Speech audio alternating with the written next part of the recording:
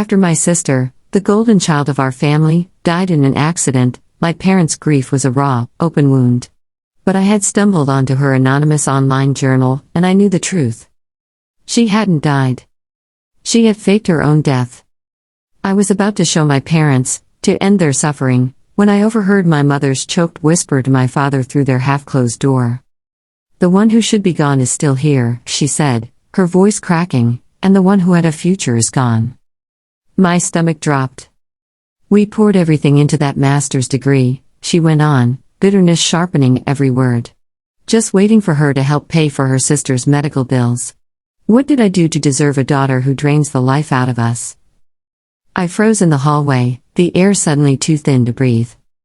That daughter was me. I was born with cerebral palsy. The doctors told my parents to let me go, but they refused. They clawed their way through hell to raise me anyway. My body never moved the way other kids' bodies did, and school turned into a daily gauntlet, whispers, laughter, cruel jokes that dug in deep and stayed. Over time, the taunting curdled into an anxiety that wrapped itself around my ribs like wire. And my medical bills, therapy, appointments, medications, were a black hole.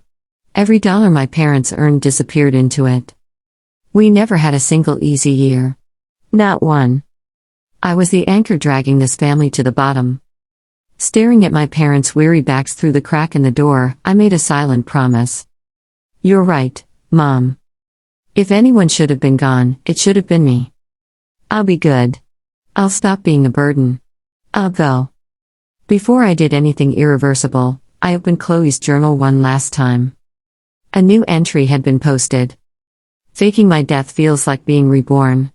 No more digging through the trash for toilet paper just to save a few pennies for my sister's treatments." So it really was because of me.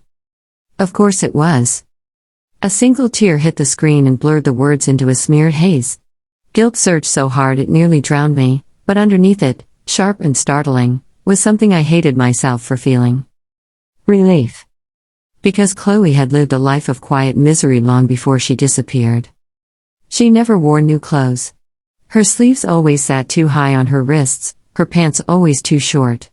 She was a walking patchwork of hand-me-downs, men's shirts, women's blouses, clothes meant for kids and the elderly, none of it truly hers. And still, she would smile at my mother and plead, like it was nothing to swallow her own hunger. "It's Christmas," she'd say softly. "Can we please get Lily a new coat?" She never asked for anything for herself. On the rare nights we had meat, she'd mimic our parents, carefully picking the leanest pieces from her own plate and placing them in my bowl. She was so thin she seemed like she could disappear if the wind blew hard enough. And yet she carried me on her back all the way to school, not for a day, not for a week, but for 12 years. Through scorching summers and bitter winters, through every hallway where other kids laughed and called me names, my gentle, quiet sister would turn into something feral. A lioness. She fought for me with a ferocity that terrified people twice her size. From the day I was diagnosed, the scales of our parents' love tipped completely in my favor. But Chloe never fought for their attention. She loved me just as much as they did. And she poured everything else she had into her studies. "I'll get into a great university, Lily," she'd promise, her eyes shining with determination. "I'm going to make life good for all of us." To everyone, Chloe was my parents' pride. The single flickering flame of hope in our broken home. My hand trembled as I typed a private message to the account I prayed was still hers. "Chloe, thank you for loving me all these years. I'm sorry you got stuck with a sister like me. I'm tired. I want to go somewhere I can finally rest. Come home, Chloe. Please." My vision swam. The screen became a smear of light and water. My fingers felt clumsy and distant as I wiped my sleeve over the glass and closed the app. In my drawer was a small bottle I'd been collecting little by little for months, medication left over from bad nights, pills I'd tucked away with a horrible kind of patience. I told myself it was just in case. A secret exit. Something I didn't really plan to use. Until I did. Before the end, I wrote 2 sentences for my parents. A final apology. "Mom, Dad, I'm sorry my life dragged you all into the mud. I can't hold on anymore. I have to let go. Please don't cry." There were a million things I wanted to say, but the words wouldn't come. My hands shook as I set the note on my nightstand where they couldn't miss it. Then I lay down, pulled the covers up to my chin, and stared into the dark until it finally stared back. Goodbye, Mom. Goodbye, Dad. Goodbye, Chloe. That night, my soul drifted through our small, silent apartment, weightless and numb. The quiet broke only when the front door opened. Lily? My mother called, her voice heavy with exhaustion. She tried to sound normal, but it kept cracking at the edges. Are you hungry? I got chicken wings. I'll make them the way you like. The soy glaze ones. She called toward the room Chloe and I used to share, then moved into the kitchen. My father was curled on the sofa, shaking, a rough flu rattling his chest with every cough. My heart clenched at the sight of him, his hair now more white than black, his face mapped with worry, his body thin and frail beneath clothes worn past their time. I could still remember when he'd been the most handsome man in our neighborhood, the guy Mom smiled at and teens whispered about. My mother poked her head out of the kitchen, her expression softening. You need medicine, she said. This family depends on you. You can't afford to fall apart. My father didn't open his eyes. He just hugged himself tighter. I'm fine, he tried, voice hoarse. He pushed himself up, legs trembling, and shuffled toward their bedroom. I'll just sweat it out, he muttered. He collapsed onto their lumpy mattress and pulled every heavy piece of clothing in the house over himself, a makeshift mountain of fabric. And then, so quietly I almost missed it, he whispered. That money's better spent on Lily's treatments. A long, shuddering sigh left him. I floated beside the bed, grief streaming through me in a way I couldn't physically express anymore. His shoulders began to shake. He pressed his face into the pillow, trying to bury the sound so my mother and I wouldn't hear. Chloe, he whispered, broken. My brilliant, beautiful girl. How could this happen? His voice shattered again.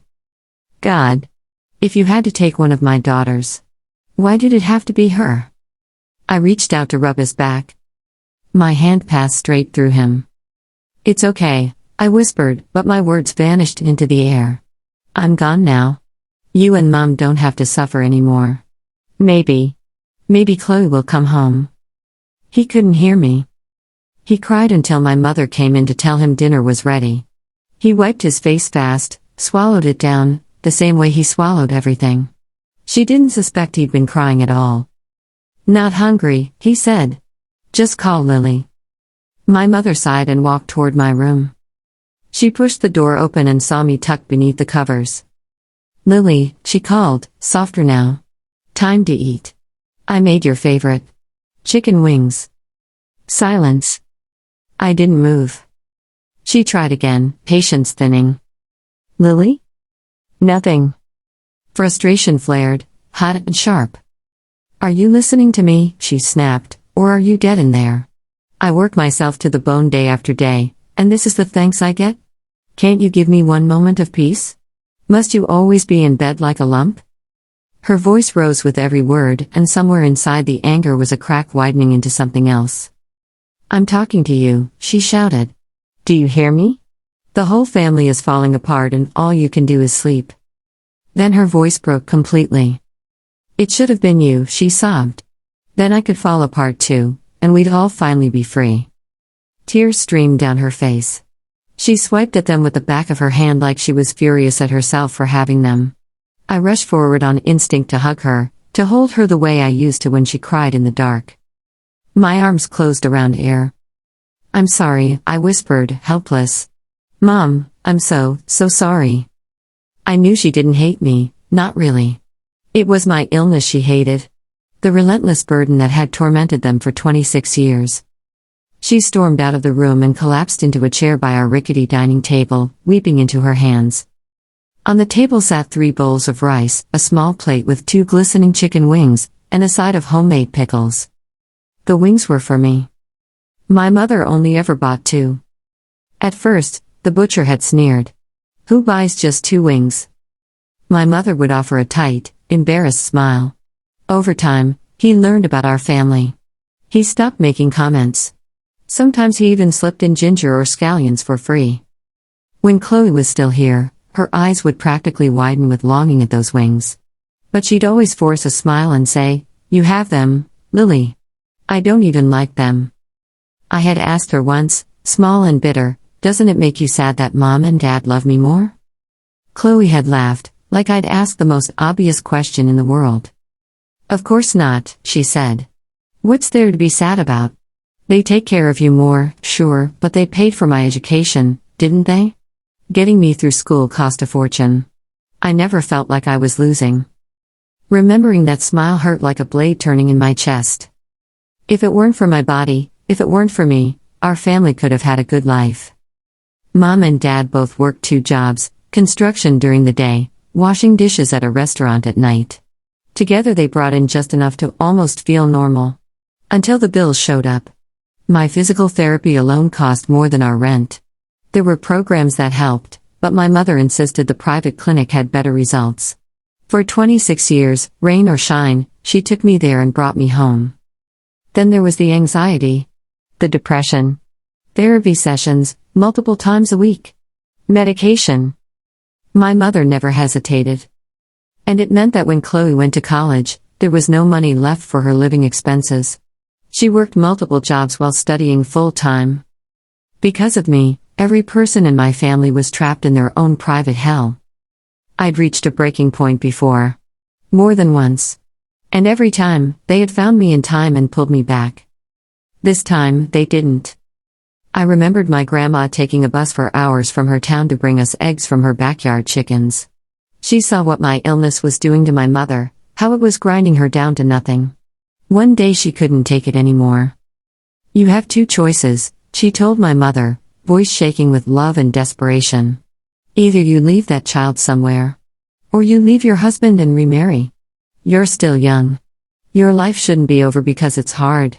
If you won't feel sorry for yourself, then I'll feel sorry for you. You're my daughter. You're my flesh and blood. My mother refused to listen. They fought so badly that my grandma never visited again. Just like that, my mother lost her own mother, too. That night, after covering the plate of chicken wings, my mother went to bed. Before she closed their door, she called once toward my room, weary and flat. The food is on the table. If you get hungry, get up and eat it yourself. No response. This time she didn't explode. She just gave up. The next morning my father's flu was worse, but he still had to be on the job site before sunrise. He barely had strength left, yet he pulled himself upright anyway. I wanted to scream. I threw myself in front of them, an invisible, frantic ghost. Dad. Mom. Please, just pull back the blanket. Just look. I'm already gone. My mother glanced at the untouched rice and wings on the table and shouted toward my room. Lily. What is this new tantrum? Why didn't you eat last night? Your father and I are leaving for work. Get up and eat right now. I'll be back at noon to take you to rehab. You hear me? I waved my arms wildly in front of her face. Mom, please. Lift the blanket. I'm gone.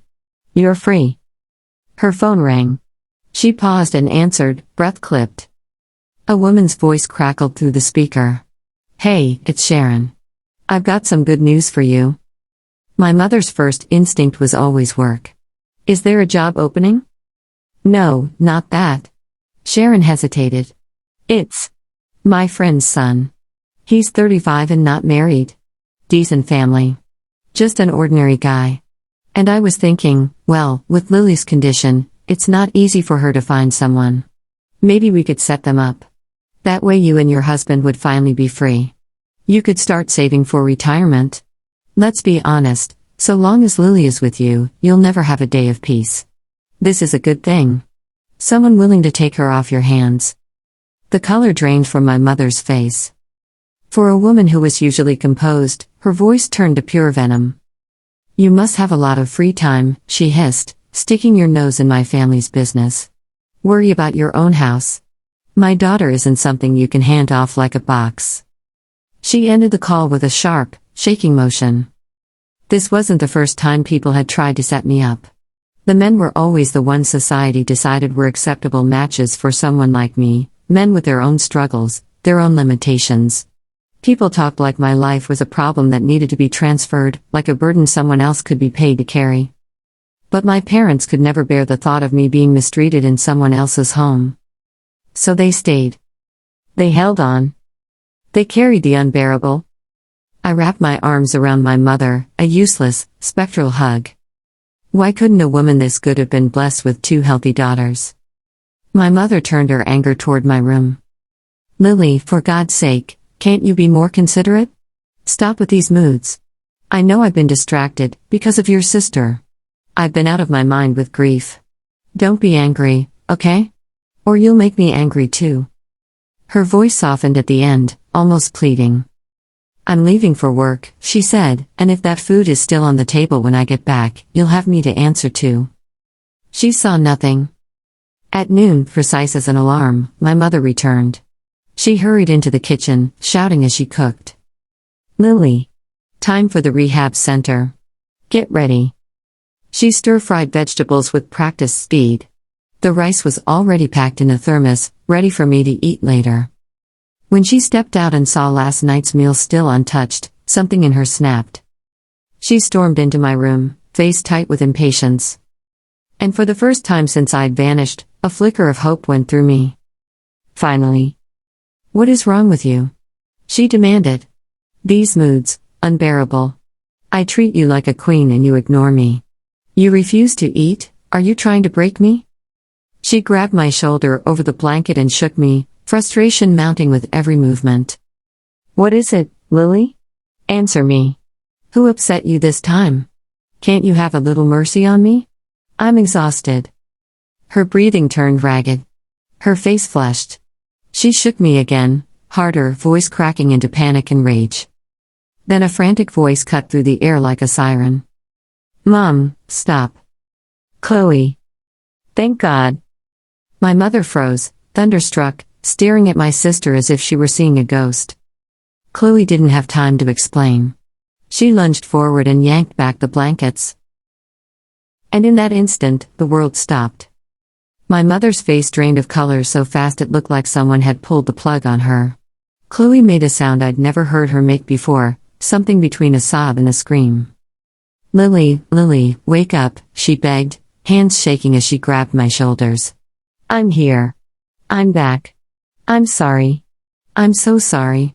Please don't do this. She shook me like she could shake life back into me. Tears dropped onto my face, warm against skin that couldn't feel them anymore. I tried to hug her.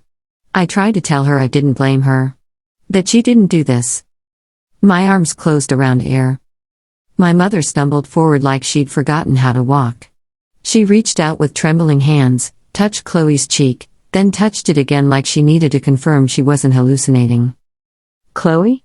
She whispered. Chloe's eyes were red and guilty and terrified. Mom, she choked out, call 911. Now. Please. Call. Just, call.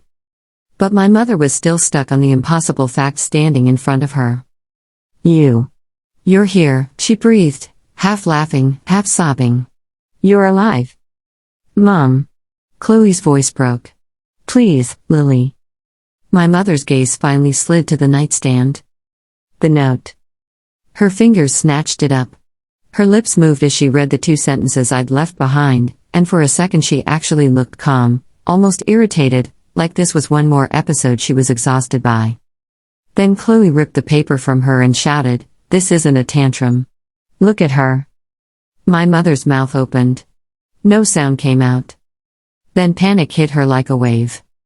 She fumbled for her phone so badly she dropped it, cursed, grabbed it again with hands that wouldn't stop shaking. My daughter, she gasped into the operator, voice splintering. Please, my daughter, she's not waking up.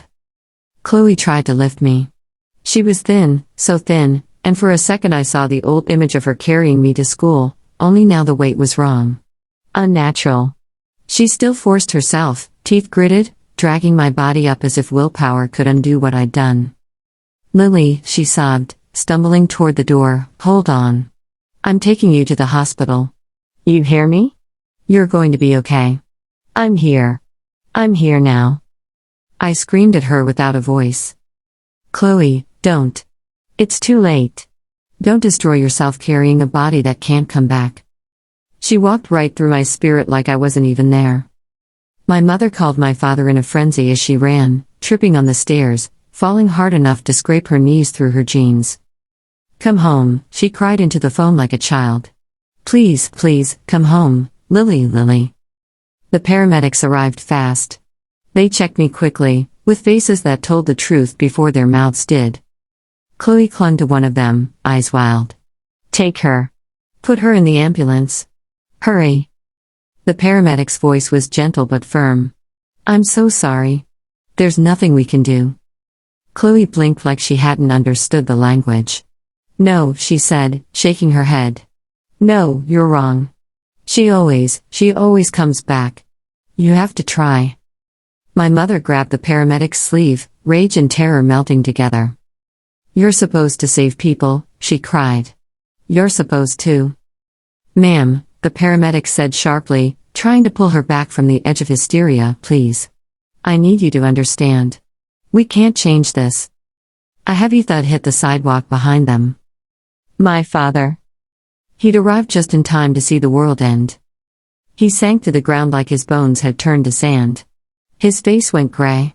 His eyes stared at me, at what was left, and his lips trembled as if he had 1,000 apologies trying to crawl out. Neighbors spilled out onto balconies. People gathered. Whispers rose like smoke. And through it all, my parents and my sister were trapped in their own private storm. In the end, the ambulance drove away without me. My mother made a sound so animal it didn't even feel human. She clutched my cold hand in both of hers, blowing into it, rubbing it like she could warm it back to life. "Lily," she sobbed, "you're just cold. That's all. You're just cold." Chloe fell to her knees beside my body and slapped her own cheeks, over and over, like punishment could rewrite the past. "This is my fault," she choked. "This is my fault. If I hadn't left." I screamed at her again. "It's not your fault. I did this. I chose this. But ghosts don't get to rewrite the living." By the time night fell, my mother's voice was hoarse. My father kept fainting into silence and waking up to cry again. Chloe, shaking with exhaustion, still lifted me, somehow, and brought me back upstairs, then went back down to half-carry my parents like they were the ones who couldn't walk anymore. In the apartment, the three of them sat around my bed like mourners around a candle, the kind that burns low but refuses to go out. Chloe knelt again, hands bruised from gripping too hard, and looked at my parents like she wanted them to hit her. "Punish me," she begged. "Yell at me. Do something. Don't just sit there." My mother grabbed Chloe and held her so tight it looked painful. "Don't," she whispered. "You're back. That's a miracle. Don't say things like that." Chloe flinched, like she'd forgotten for a second that my parents didn't know. They didn't know she had chosen to vanish. And she didn't tell them. Not that night. Not with my body in the next room like a weight on all our chests. At some point, my mother's fingers brushed my cheek. Her voice came out raw. "My Lily," she whispered. "You don't have to take medicine anymore. You don't have to hurt anymore." For one bright second, something like relief flickered in me. "Yes, Mom. That's it. Hold on to that." The next morning, they made arrangements. My mother insisted on a nice urn. "Something pretty," she said, like she was trying to love me one last time in a way she couldn't fix sooner. After the cremation, I was reduced to a lightness that didn't feel like freedom so much as absence. My mother chose pink. Of course she did. She knew I loved pink. She knew I liked anything that felt soft and warm and gentle, like the world had never been. She clutched the urn against her chest and cried until her shoulders shook.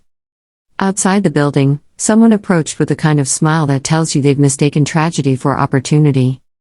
It was a woman from our neighborhood, Marcy, who'd spent years sneering at my parents, telling anyone who would listen that they must have done something awful to deserve a punishment like me. Now she wore an eager, almost oily expression. "Hey," she said, glancing at the urn like it was a bag of groceries. "I was thinking. Maybe we could work something out." My father didn't even look at her. Marcy kept talking anyway, voice bright. "I know it sounds unusual, but my son passed a while back. He was about Lily's age. There are families who do a symbolic, a ceremonial pairing. Away too. My mother's head snapped up. Get away from me, she said, low and shaking. Marcy lifted her hands like she was innocent. I'm trying to help. And I'd pay $3,000. It would cover some costs. You could put it toward Chloe's future. I mean, Lily's gone now. You should think practical. My mother's eyes turned murderous. Leave, she said, each syllable a blade. Marcy's smile slipped. She muttered something under her breath and backed off, but not before she tossed one last line like a spark onto gasoline. You always favored the sick one anyway. Maybe now you can finally do right by Chloe. My father stepped forward. And Marcy hurried away. I stood there, beside my family, watching it all with a strange, hollow calm. If a pile of money could have made Chloe's life easier, I would have handed it to them myself. But my parents didn't. They took me back to my mother's hometown and buried the urn there, under a tree near relatives who barely remembered my name. When they returned, they noticed what grief had been hiding in plain sight. Chloe was slipping away again. Not in the way she had before, quietly, anonymously, erasing herself from the world, but in a way that felt desperate, like she was running towards something that might hurt her just to prove she could still feel anything. Her old boyfriend's name surfaced like a ghost. Ethan. He'd been Chloe's first love, back when she still believed love could rescue you from poverty and exhaustion and being nobody. Years ago, his mother had taken one look at our family, at me, and decided we were a curse. She'd humiliated Chloe, accused her of being after their money, and told her point blank, as long as Lily was alive, we were a bottomless pit. She tore them apart. Now, with me gone and Chloe holding a master's degree and a future in her hands, that same woman came sniffing around our door like she'd always belonged there. She showed up with a smile too wide, eyes too bright, like she was excited for the wrong reasons. Chloe, she chirped. Oh my God. You're alive. Thank goodness. Look, I'm sorry about everything. Truly. But Ethan never stopped thinking about you. My mother's grief cracked into fury. My daughter just died, she hissed, shoving the woman back toward the hallway. How dare you come here and talk about your son like this is a party invitation? Get out. Get out of my home. The woman's face tightened, but she forced that smile back on. I'm trying to help. If Chloe and Ethan get back together, our family can help with the funeral expenses. My mother lunged like she was going to grab something sharp from the kitchen. Chloe's voice sliced through the room, suddenly loud, suddenly hard. No, Chloe said, eyes blazing. I will never be with Ethan again. Not ever. The woman's smile finally died. Chloe pointed at her like she was putting her on trial. You didn't come here for love, Chloe snapped. You came here because you think my sister is gone, so I'm worth something again. Because you think I'm a degree and a paycheck you can attach your son to. The woman sputtered, cheeks burning. Chloe's voice shook, but it didn't break. Get out. When the door slammed, my parents turned on Chloe, terrified. Don't contact him, my mother said, voice sharp with warning. Promise me. Chloe swallowed, eyes glassy. I promise, she said. And yet the promise didn't settle the storm. Days later, my parents caught the way Chloe kept glancing at her phone. The way she'd put on shoes like she had somewhere to be, then hesitate, then pretend it was nothing. On the third time, my mother snapped. She dragged a chair to the front door and sat there like a guard. In her hand was a bottle from under the sink, something meant for pests, not people.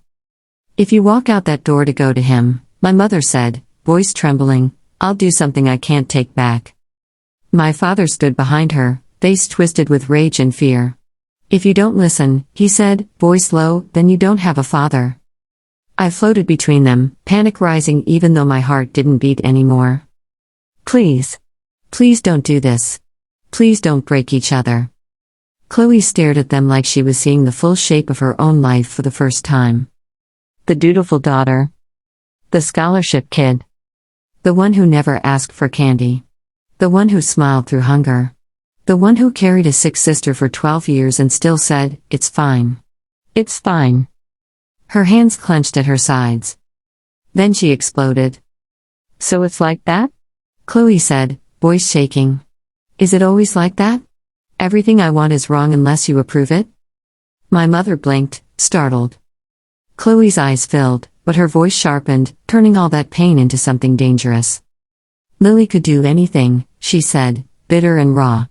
"Anything. And you'd wrap her in blankets and say it's okay. But when it's me, you threaten to die. You threaten to erase me." The air in the apartment went freezing. My father stared at Chloe like she'd slapped him. My mother's lips parted. "Are you blaming us?" she whispered. Chloe flinched like she hadn't meant to say it out loud. But the dam was already broken, and everything she'd swallowed for years came rushing out. "How can you say you weren't unfair?" Chloe cried. "You're both her parents. She got the love I begged for in silence. I didn't want more than her, I didn't. She was my sister. I loved her. I would have died for her." She pressed a hand to her chest like it hurt to breathe. "But you never saw me," she said, voice rising. "Not really. I never had new clothes. I never ate until I was full. I pretended I didn't like chicken wings because I couldn't stand watching you give her the best pieces while I smiled like a saint. I thought I didn't care. I convinced myself I didn't care." Her words came faster, sharper. I picked up her lollipop sticks and tasted the leftover sugar like it was a treat. I ate scraps because I was ashamed to be hungry. And you saw it. You both saw it. My mother's face crumpled like paper. Chloe laughed once, bitter and broken. "You praised me for being mature. You paid for my education and called it love, but it was always a plan. You wanted me to succeed so I could keep carrying her. You were willing to ruin my whole life as long as Lily didn't suffer." My father's eyes flashed, hurt turning to anger. "That's not." "It is," Chloe snapped. "It is. And that's why I left." My mother went still. "Left?" Chloe's breathing stuttered. She hesitated, just 1 second, then said it anyway, like she was done protecting anyone. "That day you thought I died?" she said, voice low, steady. "I didn't. I disappeared on purpose. I wanted out. I wanted to breathe. I wanted to stop being trapped in this house like my whole life existed for someone else's survival." My mother staggered back like she'd been punched. You faked," her voice cracked. "You faked your death?" Chloe's eyes burned. "Yes." My father looked at her like she was a stranger. Then Chloe's face twisted with something else, guilt, grief, terror, and she added, quieter, "I wasn't going to come back." My mother's mouth trembled. "Then why are you here?" Chloe swallowed hard. "Because Lily messaged me," she whispered. "She said she was going to end everything." My mother's eyes snapped wider. Her gaze sharpened into something terrifying. "You let her believe she was the reason," my mother said, voice shaking with rage. "You let her." "No," Chloe said quickly. "No, I never." My mother's grief turned into a weapon. "So she found out," my mother hissed.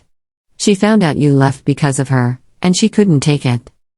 Chloe shook her head, desperate. "She didn't, she."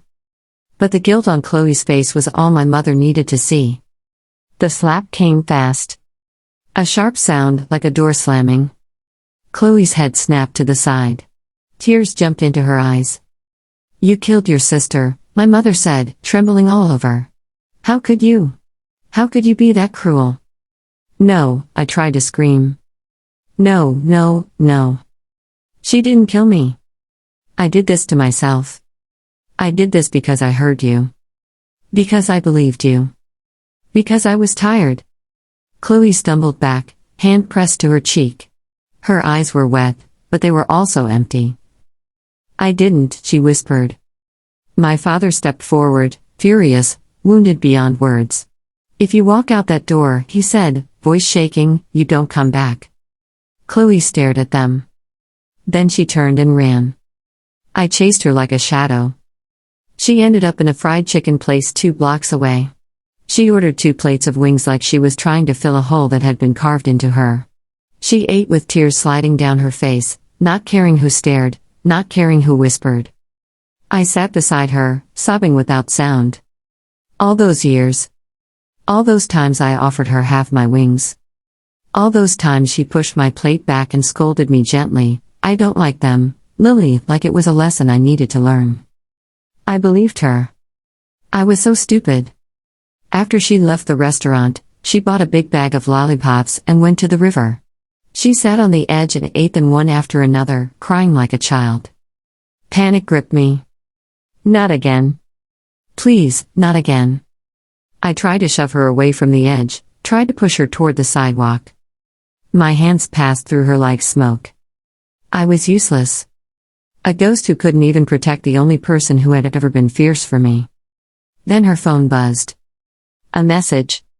From Ethan's mother. Chloe's eyes fixed on the screen, and whatever was left in her collapsed. She covered her mouth with her hand. Her shoulders shook. The message said Ethan had reached a breaking point. That he had done something he couldn't undo. That he'd left a note. Chloe stared at the words until they blurred, then she stood like she was being pulled by invisible string. She went to Ethan's place. She found the note, pages of cramped handwriting, lines tightening as they went, like his thoughts were shrinking into a tunnel. He told her to forget him. To live. To be brave. Chloe's lips moved as she read, but no sound came out. Tears poured down her face like rain. That night she didn't go home. She checked into a cheap motel and cried herself to sleep with the lights on.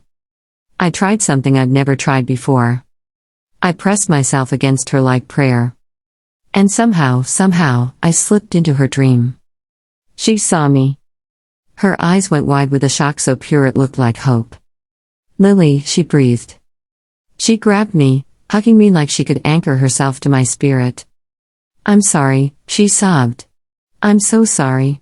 I didn't mean, those things I said, I didn't mean them like that. I was angry. I was tired. I smiled at her, gentle, the way she used to smile at me when I was small and scared. I know, I whispered. I put my fingers over her lips like she once did for me. I know you were tired. I know you were hurting. Her eyes squeezed shut. I came back for you, she choked. I came back and you were. I chose it, I told her softly. Don't carry that. Please. Don't. She shook her head, tears spilling over. Go home, I begged. Don't hate Mom and Dad. They love you too. They're just broken. And now you're all they have. Chloe's hands clutched my sleeves like she could keep me there. Come back, she whispered. Please, Lily. I have so many things I need to say. Please. The dream began to thin, the way morning light thins shadows. I reached for her cheek one last time. Then I slipped away. And fell into my mother's dream. She was standing in our kitchen, hands red from scrubbing something that wouldn't come clean. Mom, I whispered. She turned so fast she almost fell. Her face crumpled with joy and agony. Lily, she sobbed. Baby, come back. I can't, I told her, voice shaking. But listen to me. Please. Don't punish Chloe. She didn't kill me. She's not the villain in your story. My mother shook her head violently, tears flying. But she left. She came back, I said. And that matters. Love her. Hold her. Let her live. My mother reached for me with both hands like she could drag me back into the world. I will, she cried. I'll do whatever you want. Just stay. The dream snapped like a thread. I fell again, into my father's dream. He was sitting on the edge of his bed, head in his hands, the way he had sat 100 times in real life. He looked up when he saw me and didn't even question it. His eyes went red instantly. Hey, he whispered, voice breaking. Hey, Dad, I said. He tried to smile. It was the saddest thing I'd ever seen. Are you okay? He asked, like I was the one who needed reassurance. Do you have enough? Do you need anything? It was such a father question, even across the border of death, that something in me warmed and cracked at the same time. I'm okay, I told him. But you have to take care of Mom. And you have to take care of Chloe. She's not your enemy. She's your daughter. He nodded fast, like a child being scolded, wiping his face with the back of his hand. I will, he whispered. I will, Lily. I swear. Then morning came, and dreams dissolved. The next day, my parents woke up with swollen eyes and raw throats and a strange, fragile purpose. They were about to leave the apartment to look for Chloe when the door opened. Chloe walked in carrying bags, fruit my parents liked, and the kind of paper offerings my family still bought out of habit, because grief makes you superstitious and desperate. The three of them froze. And then, in the same second, all their faces crumpled. My mother rushed forward and wrapped Chloe in her arms like she was terrified Chloe might vanish again. I'm sorry, she sobbed into Chloe's hair. I'm sorry, Chloe. Your father and I? We ignored you. We didn't mean to. We didn't see. Chloe's hands trembled as she held my mother back. I shouldn't have said those things, Chloe whispered. I shouldn't have left. I shouldn't have. My father stepped in, eyes shining, voice cracking. No more, he said. No more fighting. We've lost enough. They stood in the doorway, clinging to each other like survivors of a shipwreck, and for the first time since I died, the apartment didn't feel like a tomb.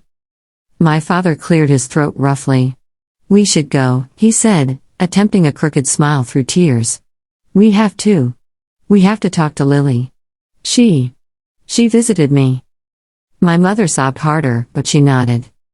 Chloe's eyes widened, and for a second she looked straight at the empty air beside them, like she could almost feel me there. They went together. They burned offerings and spoke my name and promised, out loud, to stop measuring love in sacrifice and guilt. And as I watched them, my exhausted father, my shattered mother, my sister who had carried me for 12 years and still somehow came back, I felt something loosen inside me. The rage. The shame. The heavy, dragging belief that I had ruined everything just by existing. Maybe my life had been hard. Maybe my illness had eaten through our family like rust. But in the end, love was still there. Damaged. Imperfect. Real.